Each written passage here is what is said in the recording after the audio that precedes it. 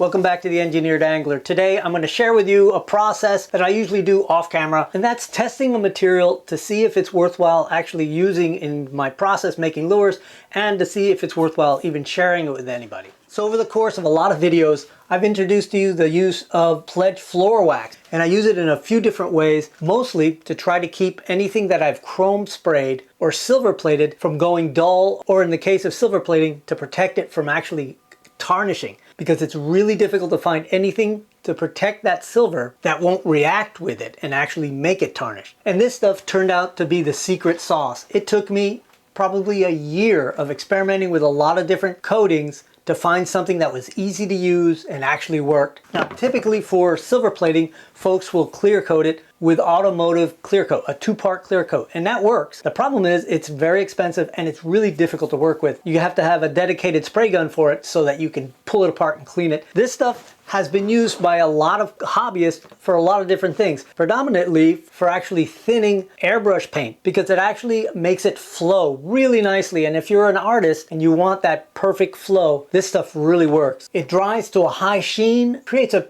pretty good protective surface, and just about anything will stick to it. So you can paint over it and you can clear coat over it. Originally, most hobbyists were using Pledge Future, and they stopped making that like 8 or 9 years ago. Someone figured out that the formulation of Pledge Floor Care was the same as Pledge Future. Problem is, it's really difficult to find. And when you do find it online, you're going to find prices from $59 to $69, even $89 for a bottle.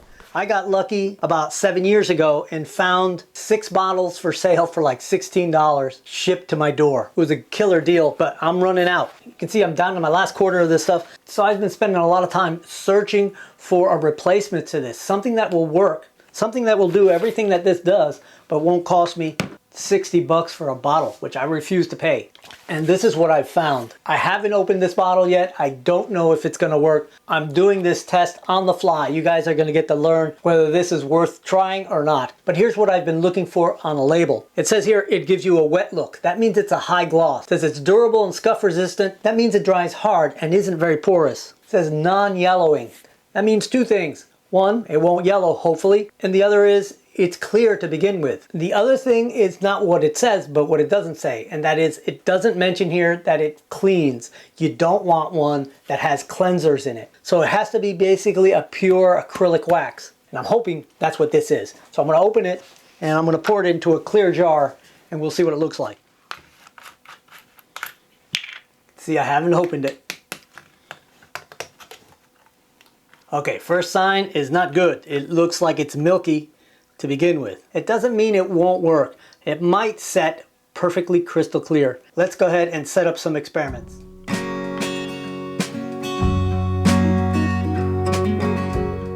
Alright, so the first thing I'm going to do is take these little plastic throwaway spoons, and even though they have a pretty nice glossy finish on them, it's not quite as glossy as a resin finish will be. So I'm going to go ahead and coat it with this acrylic urethane UV resin. So I'm going to go ahead and coat a couple of these spoons with it, put it in the chamber, and have it set under the UV lights. And we're just going to do the outside of the spoon. Alright, I'll go ahead and have them turning in the chamber, turn the lights on, and in about 45 minutes, those things should be ready to silver plate.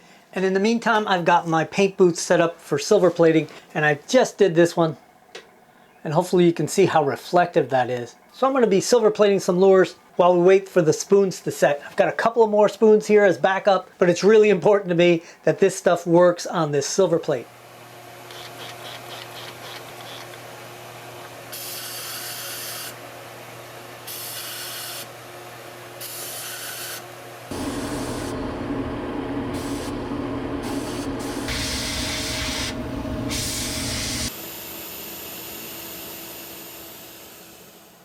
Alright, so a pretty good result, but you can see it's a little bit of an investment in effort and setup and everything. So I would hate to ruin them in the last minute by putting the wrong kind of protector on there. So the next step is to take the spoons. I'm going to take one and silver plate it, and the other one I'm going to chrome with this liquid chrome. This is by a company called Molotov. Now this is a paint, not silver plating like that was, but it does give you a really nice chrome look. And if it would hold on to that chrome look after you clear coated it, it would really be worth the money you'd have to pay for this little jar. Alright, let's get the spoons out of the chamber. Okay, these spoons should be ready. It's been like an hour, and I've got a pretty good shine on them. So I'm going to coat this one with the liquid chrome first. This way I can take a break from wearing that respirator. I'll shake this up. And it really doesn't take much. I'm just going to put a few drops in here.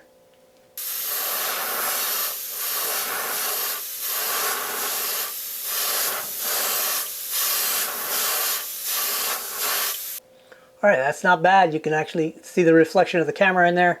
It's not as perfect as the silver plate, but if it keeps this level of shine, it wouldn't be a bad deal. So you can see it really does give you a pretty nice reflective surface.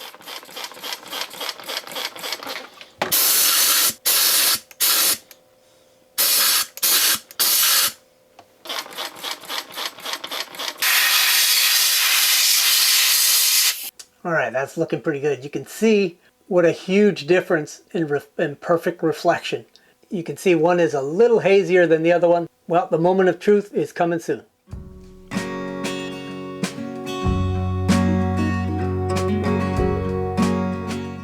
Alright, I've gone ahead and made 4 samples of each. These are the Molotov ones, and these over here are the silver ones. My idea is that I'm going to keep one as a control. I'm not going to coat it at all. The other ones, I'm going to put the original Pledge, and then one of each of the new tray wax, and then I'll do one with this acrylic urethane UV resin. I have not tried this directly on any of these chromes. And I'm marking the underside with a Sharpie so I know which is which. Alright, let's start by putting a coat of this acrylic UV on there. Now usually, if I'm using something that won't work, there'll be a pretty quick reaction with the silver. The silver will turn a dark gray or black because it actually begins to oxidize. So this one isn't turning black yet, so let's put it in the chamber. Alright, here's the Molotov version. We'll do the same thing with this guy. Alright, so the next step is to dip the ones in the Trewex. This is the one marked with a T, and I'm just going to dip it to make sure that underside gets coated. And then I'll hang it over there on my drip rack. And then we'll do the same thing with the Molotov version. Alright, now I'm going to pour a little bit in this cup. I hate to waste any of this stuff. I'll pour back what I don't use. And now the silver plated version. And I'll hang that back there, and we'll let all those drip dry. Okay, can't waste a drop of this stuff. Alright, it's time to take a look at this and see what kind of news we get. Oh, not looking good. Alright, let me put them all together and we'll look at them all in one place. Alright, again, we have the silver plated ones over here and the ones with the Molotov sprayed on chrome on this side. Let's take a look at the Molotov one because it's a lot more dramatic. First of all, let's look at the absolute worst one. This one was the one with the acrylic urethane resin, and if you take a look at that, it absolutely hated it. That urethane resin did not like going directly on the Molotov stuff. The next worst one for the Molotov, surprisingly, is the Pledge. And while it really did get quite a bit duller, but let me show you what it looks like next to the original one. This is the original one. You can see how glossy and reflective that is and how sort of dull this is. The one that came out the best, which is not half bad, that actually looks pretty good, is the one with the new wax, the tray wax. While it did dull just a little bit, it actually maintained its silvery finish pretty good. Alright, let's look at the silver plated ones. Okay, so let's take a look at the worst one, which isn't horrible. It looks pretty nice on the camera, but I can tell you, compared to the one without any coating on it, this one is just a little bit dull. And so the worst one was the one coated with the acrylic urethane.